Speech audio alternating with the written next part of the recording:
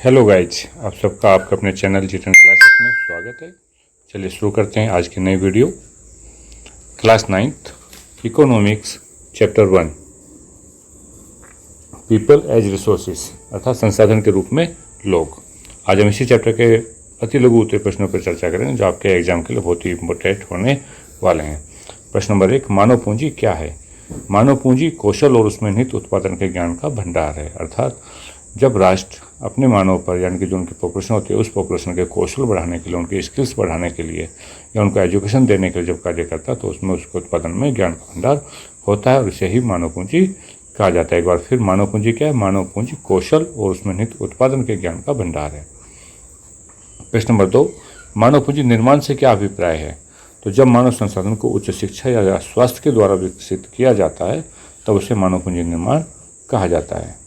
मानव पूंजी निवेश किस प्रकार के निवेश को कहा जा सकता है? तो जैसे पहले प्रश्न हम देख रहे हैं तो शिक्षा, प्रशिक्षण और स्वास्थ्य सेवाओं संबंधी निवेश को मानव पूंजी निवेश कहा जाता है। जब मानव के लिए शिक्षा, प्रशिक्षण या स्वास्थ्य का बंदोबस्त हो जाता है तो इस तरह के निवेश को मानव पूंजी निवेश कहते हैं। प्रश्न नंबर 4, जब शिक्षा, प्रशिक्षण और स्वास्थ्य सुरक्षा पर निवेश किया जाता है तो वह जनसंख्या क्या बन जाती है? जब हम शिक्षा पे, प्रशिक्षण पे या स्वास्थ्य सुरक्षा पर निवेश करते हैं तो जो जनसंख्या होती है वही जनसंख्या मानव पूंजी बन जाती है। मानव पूंजी का निर्माण करने वाले दो घटकों के नाम बताइए। तो मानव पूंजी का निर्माण दो ही घटकों से होता है, एक शिक्षा और दूसरा स्वास्थ्य। मानव संसाधन को सबसे श्रेष्ठ संसाधन क्यों माना जाता है? मानव संसाधन सबसे श्रेष्ठ संसाधन इसलिए है क्योंकि अन्य कौन से संसाधन है? यदि हम प्राकृतिक संसाधन की बात करते हैं तो भूमि और या भौतिक पूंजी ये अन्य संसाधन है और मानव उनसे इसलिए श्रेष्ठ है क्योंकि मानव ही उन चीज़ों को यूज करता है। क्योंकि मानव स्वयं भूमि और पूंजी का उपयोग करता है और भूमि और पूंजी क्या स्वयं अपना उपयोग नहीं कर सकते, इसलिए मानव संसाधन ही सबसे श्रेष्ठ संसाधन माना जाता है। किस एशियाई देश ने अपने संसाधनों का अधिकांशतः भाग विशेषतः शिक्षा या स्वास्थ्य के क्षेत्र में निवेश किया है? तो साथियों, आपको याद होगा जापान। जापान ने अपने संसाधनों का अधिकांश भाग शिक्षा और स्वास्थ्य के क्षेत्र में निवेश किया है। जापान जैसे देश जिसके पास कोई प्राकृतिक संसाधन नहीं था किंतु वह विकसित धनी देश है, ऐसा क्यों?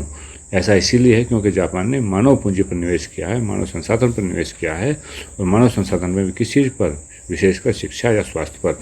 इसलिए जापान सबसे विकसित और धनी देश है। महिलाओं द्वारा किया गया घरेलू कार्य राष्ट्रीय आय में सम्मिलित नहीं होता।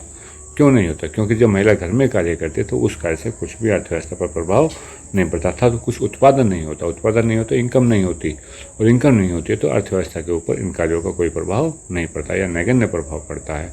इसलिए महिलाओं के द्वारा किया गया घरेलू कार्य राष्ट्रीय आय में सम्मिलित नहीं होता। आर्थिक गतिविधियाँ किन क्षेत्रों में विभक्त हैं? आर्थिक गतिविधियाँ प्राथमिक, द्वितीय और तृतीय क्षेत्रों में विभक्त होती है। जैसा हमने आपको बताया था पहले भी कि जो आर्थिक गतिविधि होती है वो 3 क्षेत्र होते हैं उसके, प्राथमिक, द्वितीय और तृतीय।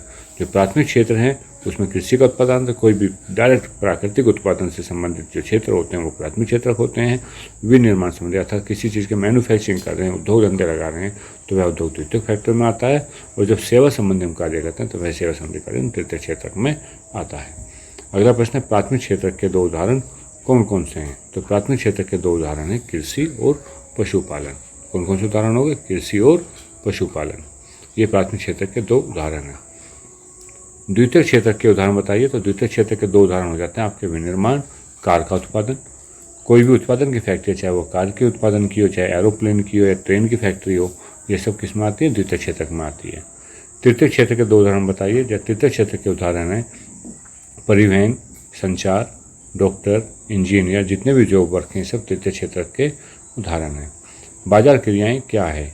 बाजार क्रियाओं में वेतन या लाभ के उद्देश्य से की गई क्रियाओं के लिए पारिश्रमिक का भुगतान किया जाता था। जिन क्रियाओं में पारिश्रमिक का भुगतान होता है और पारिश्रमिक किस कारण से होगा? या तो लाभ मिलेगा या किसी को वेतन देना होगा, तो उन क्रियाओं को बाजार क्रियाएं कहते हैं। गैर बाजार क्रियाएं क्या है? गैर बाजार क्रियाओं से अभिप्राय स्वयं उपभोग के लिए उत्पादन से। जब हम स्वयं के लिए उपभोग के लिए कोई कार्य करते हैं तो वह गैर बाजार क्रियाओं में शामिल होता है। जनसंख्या की गुणवत्ता किस पर निर्भर करती है?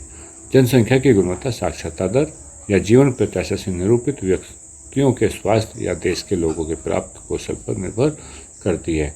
एक बार फिर जनसंख्या की जो गुणवत्ता होती है, जब जिस राष्ट्र की या जिस राज्य की साक्षरता सबसे अच्छी होगी, तो साक्षरता अच्छी होगी या जीवन प्रत्याशा से निरूपित अर्थात जीवन की दर, जन्म दर अच्छी होगी, तो उन व्यक्तियों के स्वास्थ्य और देश के लोगों के द्वारा प्राप्त कौशल निर्माण भी अच्छा होगा। तो इसलिए जनसंख्या की गुणवत्ता, साक्षरता दर, जीवन प्रत्याशा से निरूपित व्यक्तियों का स्वास्थ्य अर्थात स्वास्थ्य और लोगों के द्वारा प्राप्त किए गए कौशल निर्माण, कि वो कितने कुशल हैं, कितना कार्य वो कर सकते हैं, इन बातों पर निर्भर करती है। साक्षरता दर वर्ष 1951 में 18% से बढ़कर 2011 में कितनी हो गई? तो भारत की साक्षरता दर की बात करते हैं तो 2011 के अनुसार कितनी है? 73.10% है, 73.10% है। अगला प्रश्न है, महिलाओं की अपेक्षा पुरुषों में साक्षरता दर कितनी अधिक है? तो दोनों के अंदर जो डिफरेंस है लगभग 16% का है, और महिलाओं और की अपेक्षा जो पुरुषों में साक्षरता दर है वो 16.6% अधिक है। सर्व शिक्षा अभियान क्या है? तो भारत सरकार के द्वारा सर्व शिक्षा अभियान 6 से 14 वर्ष की आयु के सभी स्कूली बच्चों को वर्ष 2010 से प्राथमिक शिक्षा प्रदान करने की दिशा में एक महत्वपूर्ण कदम है। साथियों, आप सभी जानते हैं कि सर्व शिक्षा अभियान के अंदर कक्षा 6 से लेकर 14 वर्ष की आयु तक के सभी स्कूलों को मुफ्त में प्राथमिक शिक्षा प्रदान की जाती है। यही सर्व शिक्षा अभियान है। प्राथमिक शिक्षा में नामांकन बढ़ाने के लिए कौन कौन से कार्यक्रम किए गए?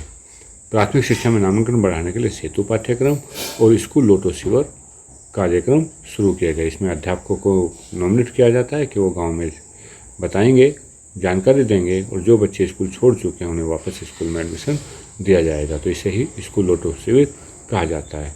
सेतु कार्यक्रम अर्थात ब्रिज सिलेबस इसीलिए होता है जिन बच्चों की पढ़ाई बीच में छूट गई है तो उन्हें कुछ तैयारी करने का समय या स्कूल में उनके लिए रिफ्रेशमेंट कोर्स चलाया जाता है, जिसे सेतु पाठ्यक्रम कहा जाता है। सकल राष्ट्रीय उत्पाद के विकास में एक महत्वपूर्ण आगत क्या है?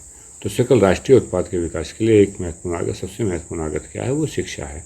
यदि शिक्षा होगी तो उस देश के नागरिक अच्छे होंगे, उन देश के नागरिक में कौशल होगा, और कौशल होगा तो उस देश के राष्ट्रीय विकास उत्पाद होगा।